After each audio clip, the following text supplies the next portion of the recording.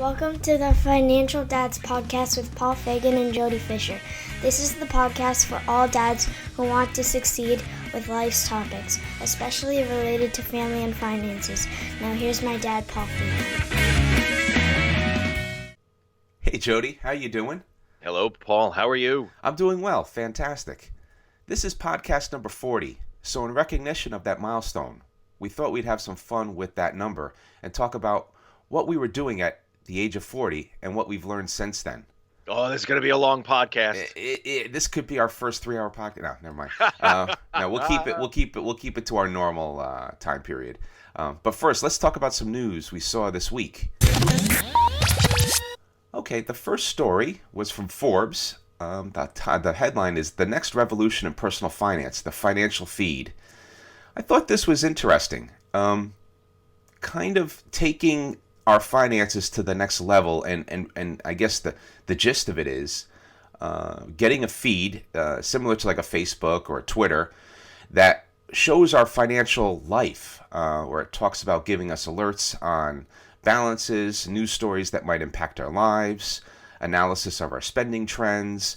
Man, this was pretty interesting and kind of scary at the same time. Jody, what was your take on this story? Yeah, you got to read all the way down to find out the why of this. And basically, the premise here is the next frontier in financial management is a financial feed, not unlike a social media feed, right? Sort of scrolling through with your thumb, and you've got all your accounts there, and you're looking at it. And they say that the reason that consumers will probably adopt this is because it's an established behavior. You know, we're already used to scrolling through social media feeds on our on our phone. So what's the difference between that and a feed that's packed with financial information? Okay, fine. And I actually kind of already do that anyway. You know, I mean, I think we all subscribe to different publications and news sources and things like that. They say that there's value provided, that there's no work involved. But if you scroll down through this article, the reason for this becomes apparent. The financial feed will become the de facto data permission mechanism. So apparently, nothing comes without motivation, right? So some of these financial firms, what they are, I guess, toying with doing is creating these financial feeds where you can see all this financial information, both about your accounts and about markets and about other things, and then create some kind of data permission mechanism within that. So when you subscribe, you're handing over a degree of your financial information in order to view this stuff. Got to dive much, much deeper into this. And I'm not sure that I would really want this because I've already set up my own financial information mechanism that works for me.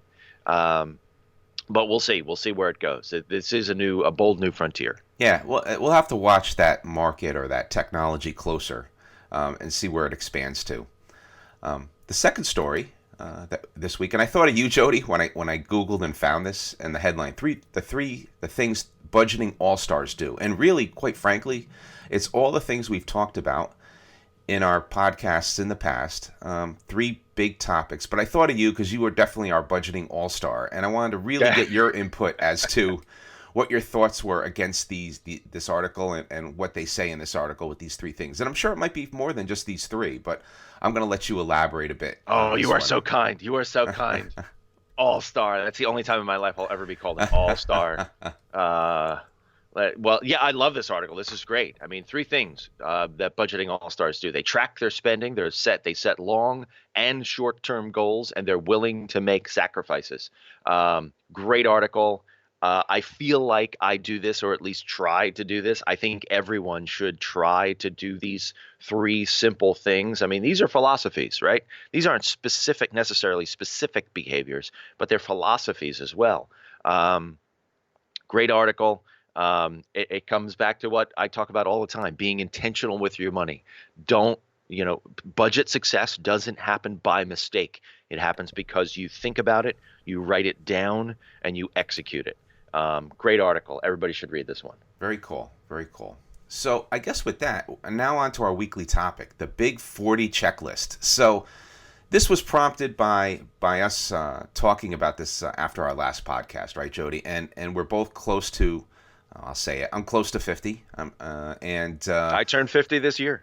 Same here, same There here. you go. And so we thought about this, and since it's our 40th podcast, it was a great idea, Jody, to kind of talk about, what 40 looked like, what the progression was made over those 10 years. So I thought it was great to kind of jump in and kind of talk about these things. So I'll jump in first. And like I said, I'm in my 40s now, dangerously close to 50. At 40, to kind of summarize, I had one kid that was 6 years old. I had a good job. I had a big mortgage, big mortgage, good marriage, and two financed cars. Since then, I've made several job moves that brought me to my current place. And the journey has certainly had its highs and lows, especially some lows. I think I was still searching the dream at 40, and to be quite honest with you, I continue that search, not quite knowing sometimes what I want to be when I grow up, if that makes any sense. So since then, also had my second kid at about 40. It was on the cusp, and she keeps me extremely busy and on my toes. And family life is great, but I wish I had more time, and more importantly, because I think I do have the time, I wish I had more energy to focus on them more. I did manage to have one amazing family vacation to Disney with great mutual friends of ours, and I wish I had done that more. That trip alone is the one that the kids will remember, no matter what. The other vacations are great. But that one was kind of the magical one. Like they said, they always say that Disney is magical, and it is. And boy, not only was it magical, it was pricey. It's probably a whole other podcast, but it is what it is. We really went all out on that trip, and I wish we had done a few more of those. The home is, at this point, the home is paid off, and now we're marching towards the next financial summit on that mountain, which actually, and we've talked about this on previous podcasts, might be more daunting than my mortgage, and that's paying for this kid's college. We've talked about that on several podcasts, and that is my all-consuming financial goal at this point, and probably keeps me from doing other things I'd like to do. And so at almost 50, 2 kids, good job, no mortgage, we paid that off, and 2 paid-for cars. And marriage is still good. And coincidentally, the last new milestone I'm going to talk about, and this actually happened yesterday evening, New Frontier. So Andrew, my 15, almost going to be 16 in another month, comes to me last night, and I thought, okay, he needs a lift over to, a friend's house. Nope. He comes to me to tell me his buddy just got his license, and he's coming to pick him up, and a bunch of his friends are going to go grab dinner. So he was going to be leaving now. So I was just like, that jaw-dropping moment. I'm like, oh, here we go. Here's the new frontier. Oh, so man. It was, And my wife, if that was our son, my wife would have had a heart attack and just been splayed out on the floor. She is such a protective mom. She's a great mom. Well, such a protective mom, right? And what'd you do, Paul? Oh, yeah. Well, for me, this is the other funny part, and I'm going off script here. I walked into the living room after he left, and my wife was sitting there watching TV, and she says, did you take Andy? And I'm like, no, Andy got picked up. She goes, what are you talking about? And I'm like, so I think she was calm. She was okay. We know the son, we know the boy and his family. And then Andrew told me, when I had to go pick him up, which was a good sign, right? Because it was close to 9:00, and in New York State, you can't drive with a junior license past 9 p.m. So there was no shenanigans. I think everything was okay. And he kind of told me, went to the burger place, and they drove around. And of course, you're doing stuff as a kid. Like, I remember all that stuff, right? But just coming full circle now, it's like so crazy where we're at. And so, my 50s are going to be interesting. Probably more interesting than the 40s. So I like my lessons learned so far. My life will be full of regrets, and that is just the way it's going to be. And I accepted that realization a long time ago. Just the way life is, and the finances, and dual incomes, and the job situation, and the home situation, and the size of the home, whatever that is. there's just a certain reality that I'm just gonna have regrets. That's it. And I'm not trying to be pessimistic, but as soon as I personally was able to accept that, life became a little easier for me. And then one of the things I've learned is you want to try to spend more time with the family and do as I say and not as I do, because that's a tough one for me. I still battle that. And invest into your children more and be active in their dreams. I probably should have, could have, would have. This goes back to the realization, the regrets, and I probably should have done more things when it came to that. We have mutual friends of ours, Jody, and yourself included in there. So I'll consider you part of that. They're coaching the kids' soccer games, the baseball games, the custom coach jackets, with their name stitched in it with the team photos. I mean, I don't have any of that. I just don't. But it is what it is, and I have that sign hanging over my desk here at. It is what it is. It's blocked partially by a piece of paper, but I got that sign a long time ago off of eBay. Bought it. My doctor, my pediatrician, was at my father's wake and told me that saying, and it stuck with me. So that's what it is. So, Jody, that was a lot of ramble, a lot of cathartic rambling. So thank you. That was good stuff for Paul. Picking this podcast. But if you learn anything from me today, and I'm jumping probably to the recap or one of the recap items is, try not to have as many regrets financially. The funny part about finances and money is we talk about it. We have a lot of rigor that we put into our financial lives. Both of us, Jody. No matter how you slice it, we're both very intentional. We both watch the money pretty closely.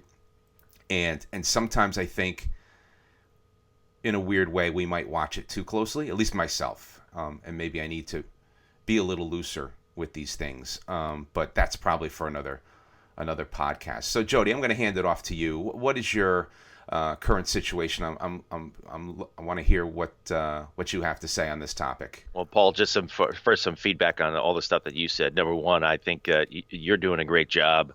Thank you. It's clear that you're doing a great job with your finances. You got a paid for house. So whatever else has happened there, I don't think you should worry about it. I think you should give yourself a whole lot of credit on that. And you got two great kids, so you and your wife are doing a great job there too. I think if you don't have regrets in life, you're not doing much of anything, right? And so we're supposed to go out there. We're going to make mistakes. If you go through life and you do everything perfectly, you're probably not human. So everybody should have regrets, and regrets are the teachers, right? Mistakes are the teachers. Regrets is the knowledge that you retain, right? Oh, there's a sign to hang on the wall. Right next to it is, I like it, which I like too. I like it is what it is, because it is what it is, right? I mean, that's life. You're not going to do everything perfectly. You're not going to nail it. You're going to make mistakes. You're going to screw up. But just hopefully you make enough small mistakes along the road, so when you get to making the big decisions, you make a right one.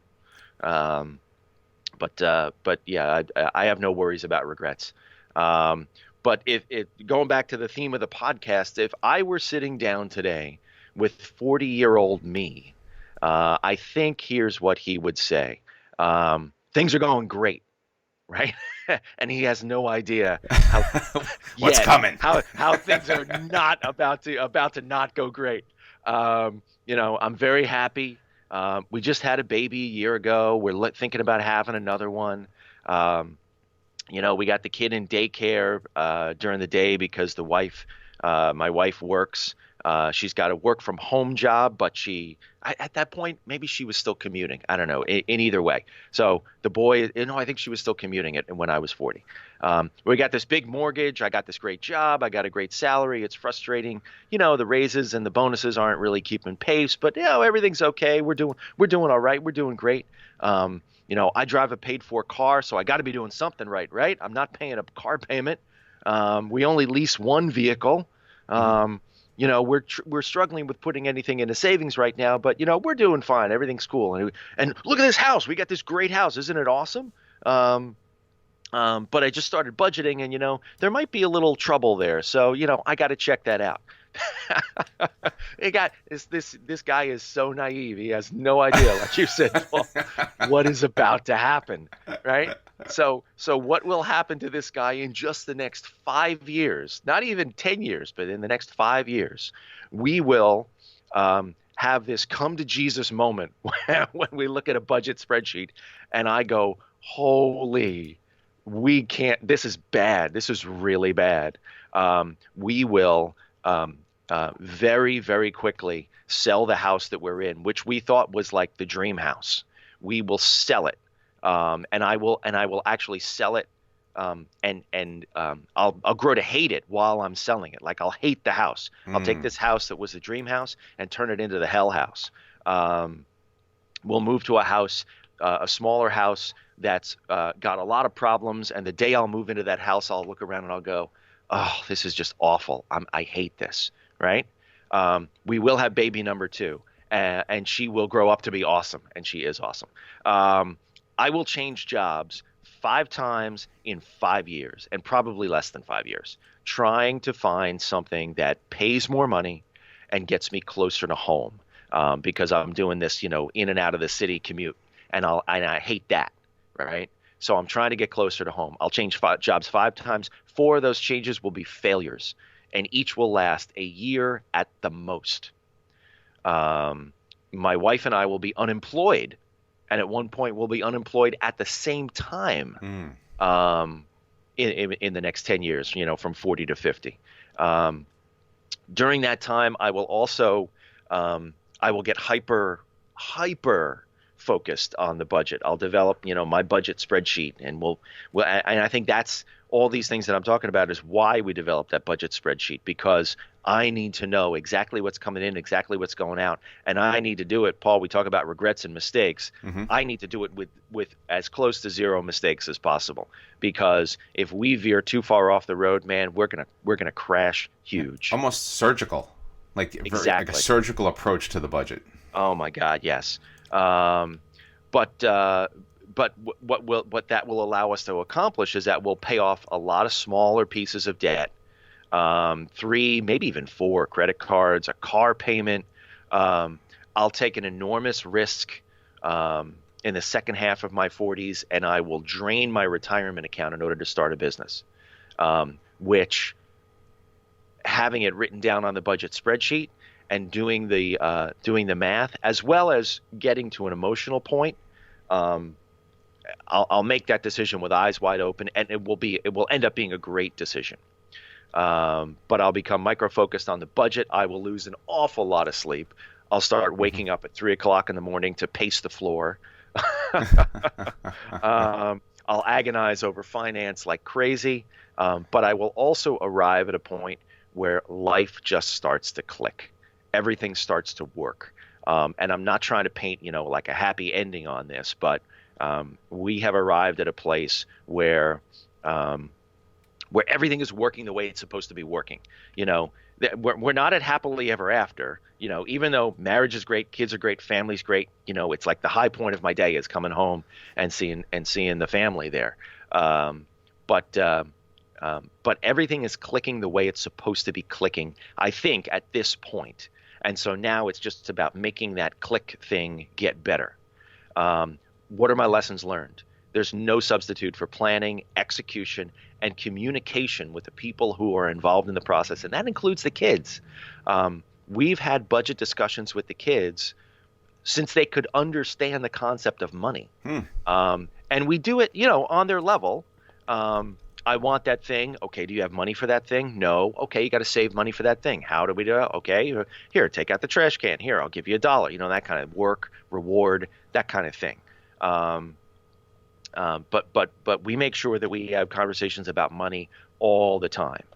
Sometimes it gets my wife nuts, and she's like, calm down. I'm like, okay. She's the gut check. But another lesson learned is that being with my family is the purest form of joy that there is. And I see the budget and the money as a vehicle that helps me do that better. I love, you talk about the coaching. I love coaching my kids' sports teams. I love being involved in my kids' activities. whether I'm there, as a participant or just there on the sidelines or sort of, off to the side. Um, I just, they are, they are everything in my life. And when I think about how little of my life is about me anymore, it's amazing to me the flip that happens, when you become a parent. It's just, I know the same feeling, Paul, and every dad out there knows what I'm talking about. You have that moment, and sometimes it's like right there in the hospital where that switch just flips the minute that they're born, and you go, wow, I'm a different person right now. And it's a great thing. Another lesson learned over this period, Paul, before I throw it back to you, I'm going to make a lot of short-term sacrifices in order to win long-term. And I'm going to get used to challenges and pain when it comes to making financial decisions and financial sacrifices. I'm going to do a lot of putting off. I'm going to learn how to say, I don't need that. I'm going to learn how to say, not today, right? Mm-hmm. And most of all, I'm going to learn how to do what I know is right, because I know that every time you make that decision that you know is right, even if it hurts, even if it feels like it sucks, it's still going to make it get closer to working out in the end the way you want it to work out.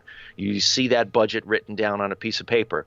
You know where that end goal is. You know why you're getting to that end goal. It's not just because it's a number in an account, but it's what that number in the account is going to let you do with your life. And that I think is the person that I've become over the last 10 years, is figuring out how those numbers drive what you want to do with your life. All well put, Jody. Wow. Once again, that was a great recap. And a lot of good stuff in there. I was jotting down a bunch of things just simply because a lot of stuff resonated. And once again, I think you're doing a great job. And I love the intense focus with I think one of your primary goal is to be more plugged in as a parent. And that's probably some lessons that I could take away as well. So very good stuff. Very good stuff. Today's discussion topics, we're just going to kind of spitball here. And I really try to think of kind of topics that kind of apply to, okay, you're turning 40 or you're turning 30 or you're turning 50, those milestone moments. And some of them resonate and continue through your financial journey. And one of them is retirement savings. So from a retirement perspective, whether you're turning 20, 30, 40, 50, 60, ABS, always be saving, right? That's probably one of the things that the financial experts all agree on. The quicker and the faster you put money into retirement, even if it's a little bit, it'll grow. It has that much more time to grow. So that was something that I think I've kept as a common theme, and not always been able to put in the same amount every year into retirement, but every year consistently putting some form of savings into retirement since my early 20s. Jody, what's your take on that topic when it comes to progression through life and going from the 40s to the 50s, just focused on retirement savings? Time is your friend when it comes to amassing any big pile of money. I wish I had done that better. You talk about regrets. I wish I had done that better. When you're in your 20s or even in your 30s and you go, I don't have to do that now, and I need the money for fill in the blank. No, you don't. No, you don't. You're going to need that money later.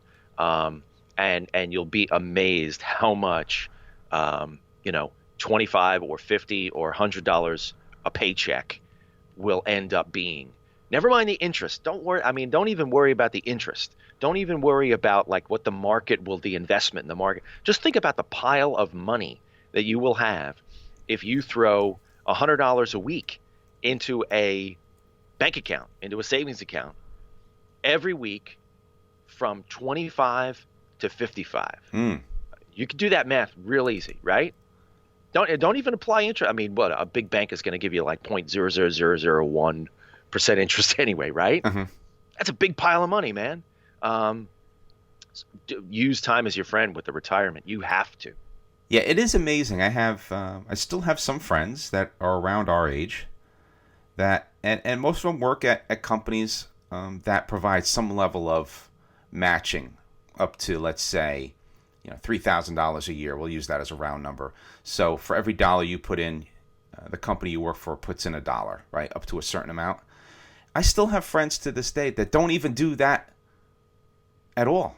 They don't do any retirement savings, and they leave that money on the table. So if you're at a company and they're matching, please invest at least what they're matching, because that's a benefit that you're leaving on the table. So if they're going to give you $3,000, it is free money, and it adds up fast. Absolutely. So if you're going to if you're going to put in $1, and the company's going to put up $1, and you put in $3,000, but at the end your account says $6,000, plus it's earning interest and making money on its investment. Man, you got to think about that one. That one, just go do it, right? I think that's just something. So if you're not in a retirement savings plan and you have that option on the table, even if you don't have that option on the table, you should be saving. But if you have that option on the table, like, do it tomorrow, right? Get signed up. Yeah. So I mean, look at it this way. That's a raise. That's a raise. I mean, don't even look at it as retirement savings as much as you're getting paid more. Yep. Right? Okay, right. You can't touch it right now, but you're getting paid more. Your salary bumps by whatever that number is. Would you do it then if your employer looked at you across the table and said, "Hey, we're going to give you a raise"? Would you say no? and a lot of people out there are saying no. So that's a tricky one. Just make sure for those of you listening, make sure you're focused on retirement savings, and make sure at a minimum you pick up that money that's on the table ready for you. The next topic I wanted to talk about, and it's kind of a play on words. So we went from retirement savings to debt retirement, right? So the next goal is kind of retiring debt, and that I have done, self-admitted, I've done a good job of that one, and hopefully once again it's not tied to too much regret. But I think my only regret there is I probably should have done it sooner. I did a lot of procrastination in paying off the mortgage, and I remember looking back on it. And now that it's done, it's great that it's done. I think that I should have concentrated on it sooner and earlier. I actually had a couple of colleagues when I worked at Deutsche Bank way back when that were doing this. That was their focus. Like every waking moment, they would just put everything into the mortgage. And I'm sure they paid it off way before me. I probably should follow up with that gentleman at some point to see how he made out. One in particular, a friend of mine, he used to live in the UK. And it's just an amazing thing to me is being able to retire that debt, whether it's credit card, mortgage, paying off the cars, driving paid for cars. That's another tough one is, do you lease a car? Do you buy a car? I had this conversation with my barber. He thought I was crazy when I bought my current car. And now, months later, every time I go see him, that's one of the topics. Is like, hey, what'd you decide to do with your truck? And he smiles and he looks at me and he remembers the conversation. He's cutting thousands of heads a week, right? Whatever that is. And he's like, he goes, I think I'm gonna buy it. He goes, I think I'm tired of payments. And it really is amazing. Like, people still will and there's nothing wrong with leasing. There's nothing wrong with financing as long as it's not to your financial detriment. That's my only belief, right? So if you want to lease a car, you want to finance a car, and I think we said this on a podcast before. If your rent is $400 a month and your car payment is $850, that one I'd probably not want to see you do, right? But No. But realistically, if the numbers fit, you want to lease, you don't want the hassle, quote unquote hassle of owning a car, or you want to finance a car. It's all okay. Just don't do it to the detriment of your financial health. What are your thoughts when it comes to debt retirement, Jody? I think so super important. And let's just set aside the mortgage for a minute, right? That's a big nut. It's a big number, and it's the biggest challenge probably. And it's still debt, but it's still probably the hardest thing to retire. And Paul, again, I stand here in awe of what you and your wife have done, paying off that mortgage. Man, I wish I had mine done. But let's set that aside for a moment as a piece of debt. You should have no other debt. Right? You should have no credit card payment that you carry over balances. You should, I know many people, including us, have a student loan trying to pay off. That is an albatross around your neck. That is something that will drag you down. I remember jumping back to the mortgage real quick. We had PMI on our mortgage when we initially bought it. bought the house, and it dropped off last year at some point to the tune of $350 a month. $350 a month times 12, that's a lot of money. Yep. 12 months a year, that's a lot of money. Just stop with the credit cards, man. It's going to kill you. I mean, it's one thing to buy it on a credit. We talked about this. It's one thing to buy it on a credit card and have the cash to pay it off immediately. So it's more of like transactional convenience or for whatever. It's not messing with your budget or whatever. That's not what we're talking about. We're talking about carrying balances. You carry a balance on a credit card, you're rolling the dice on your financial future. Don't do that. Get rid of all those debts. Get rid of all those cards. Because here's the other thing. You get rid of those credit cards. You don't spend money on credit cards. You don't have credit card payments. You can start to afford a lot of that stuff that you want to buy in cash. It takes, a few months, maybe a few months to maybe a year to get to build up your finances to a point where you can afford that stuff in cash. But if you have, what they say, a small hole and a decent sized shovel, you're not going to have to worry about it. You'll be able to buy all that stuff in cash one day. Get rid of your credit card payments first. It's just going to kill you. It's going to drag you down. Yeah, it is amazing. And one of the small note that I remembered was, the big argument for people that they love to wallow. There's some people that love to wallow in a mortgage. They'll just swim in a mortgage, right? And one of the things they used to say was, well, don't get rid of it so fast because you're going to want that write-off.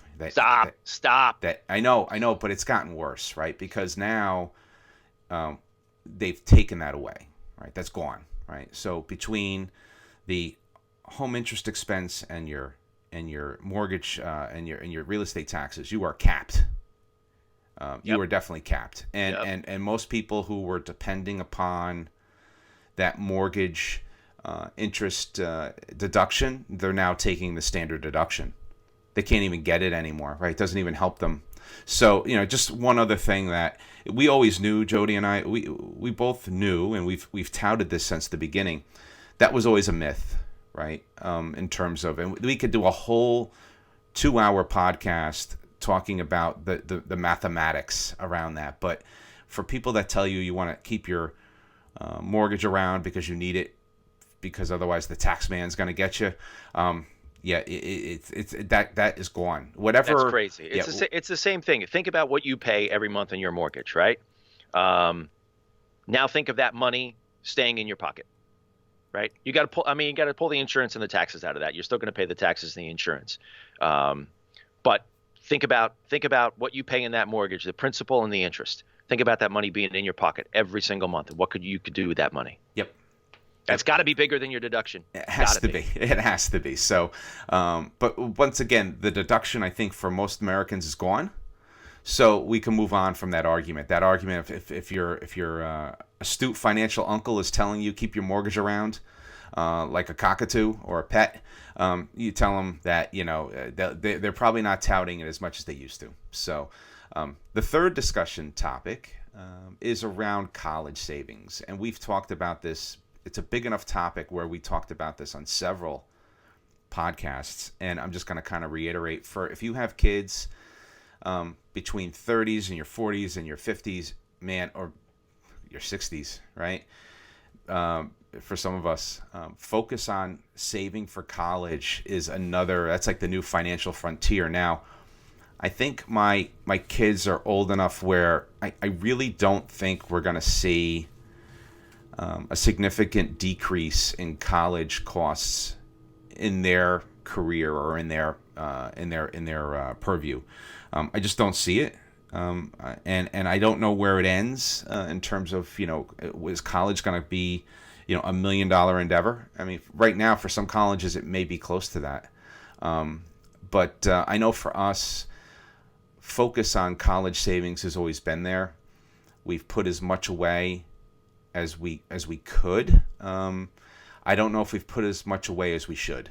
And I think that is something that you really have to do the calculations, and like I said, we've talked about that. I think it's an unwinning battle to a degree to try to save in its entirety 4 years of college, forgetting about medical school and law school and graduate school and MBAs. I'm talking just purely 4 years of education after you get out of high school is a daunting, expensive endeavor, and it's going to continue to rise, and I don't see it stopping.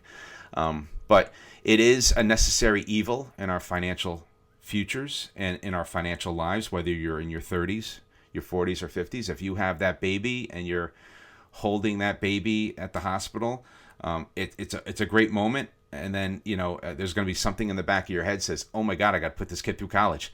And so it's just something that you really have to account for. And I continue to account for it and monitor that. Whatever. I've told my kids, and I continue to tell them that, if you come to me and you want to go to college, that's great. If you come to me and tell me, like my son, if he comes to me and tells me he wants to be like Uncle Dave is a very successful,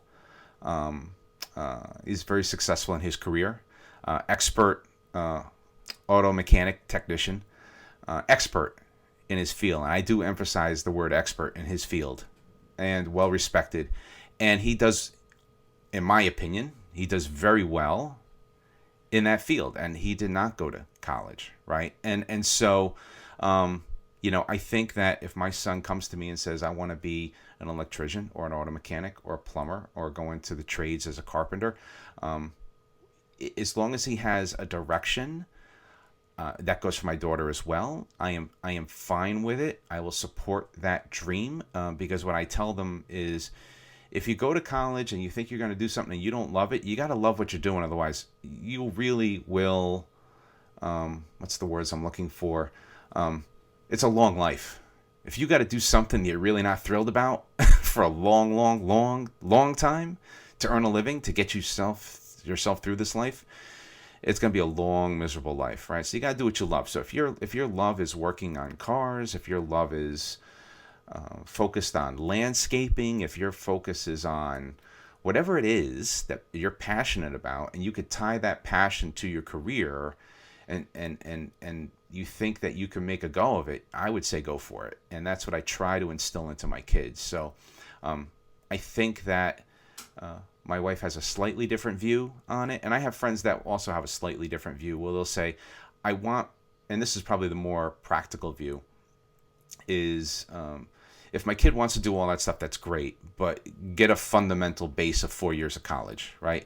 And that is up for debate. So that's another kind of compromise in the middle. But at the end of the day, I tell my kids, do what you love, and hopefully the money will come with it. Or maybe it doesn't, but you'd still be very happy. So I guess jumping into the summary recap. So I'm just going to go with mine, and I didn't really talk about these too much, but most decisions in life are what they call a two-way door decision, meaning, once you go through the door, you could come back through the other side again. So don't be afraid to make a decision that may result in a mistake. And I think the second summary recap item for me is paying off the mortgage. I probably have a little bit of regret not pulling the trigger sooner, and we talked about that here in the podcast today. So Jody, what were your takeaways from today? Well, going back to the theme of the podcast, if I was looking back on the last 10 years of my life and sitting down with my 40-year-old self, what would I tell him? One very simple thing: get your act together, man. You think you know what you're doing. You got no freaking clue what you're doing. Write it down. Get a plan and start executing that plan, because, like Ferris Bueller says, life comes at you fast. You don't stop once in a while, look around, you might miss it. That's right. You're going to miss stuff. You're going to make mistakes. It's okay to make mistakes. Mistakes indicate that you're trying. Go figure out a plan and go get it. The clock does not stop. I tell this to my kids every morning when they're getting ready for the bus, and they're trying to fit, 17 things into 5 minutes. They need to pack up and brush their teeth and watch that latest YouTube video. I'm like, you can't do all those things at once, man. But the clock does not stop for you. The bus is still going to come at 8:47. Get your act together. Get the things done now you need to get done now. Plan for the future, and then go. Pull the cord. Go get it. your life is going to progress on you no matter what happens. Don't sit around and wait. Go get it. Well, Jody, it was all well put. Well put. And I really enjoyed this podcast. So I think that at the end of the day, all these things that we're talking about kind of boil down to, keeping a close tab on everything you're doing, trying to not make those mistakes, but you're going to make a few, and just kind of, live life the best you can, and just keep moving the ball forward. Right? I think that's key. So, well, Jody, I thoroughly enjoyed our discussion today, and I'm personally looking forward to the next one. Thanks, everyone, for downloading our podcast. If you have any questions or comments, please email us at financialdads@gmail.com or check us out on Facebook. Just go to financialdads.com. So with that, this is Paul and Jody reminding you, managing finances can be stressful, but that's why the Financial Dads are here to help you plan for success. Have a good one, everybody. Be well, and thank you.